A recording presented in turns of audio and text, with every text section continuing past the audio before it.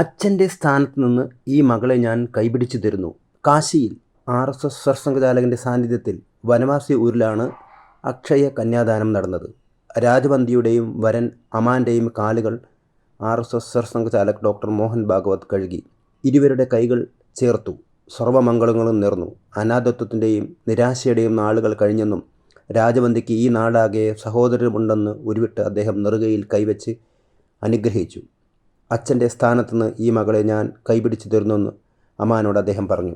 സോൻഭദ്ര രേണുകൂട് വനവാസി ഊരിലെ രാജവന്തിയുടെ വിവാഹത്തിന് നേതൃത്വം നൽകിയായിരുന്നു RSS സർസംഘചാലക്. രാജവന്തി മാത്രമല്ല 125 കന്യകമാർ സർസംഘചാലകൻ്റെ സാന്നിധ്യത്തിൽ സുമംഗലികളായി. വിവാഹം ഒരു വീട്ടിലെ പെൺകുട്ടിയെ മറ്റൊരു വീട്ടിലെ അംഗമാക്കുന്നു. അവൾ അവർക്കും സ്വന്തമായിത്തീരുന്നു. സ്വന്തമെന്ന ഈ ബോധം സമാജത്തിൽ വളരുമ്പോഴാണ് ലോകം നമുക്ക് കുടുംബമാകുന്നത്. ഇത് നമ്മുടെ സംസ്കാരമാണ്. ഈ സംസ്കാരമാണ് ഭാരതത്തെ വളർത്തുന്നതും ലോകത്ത് ശാന്തി സൃഷ്ടിക്കുന്നതും എന്ന് സർസംഘചാലക് പറഞ്ഞു.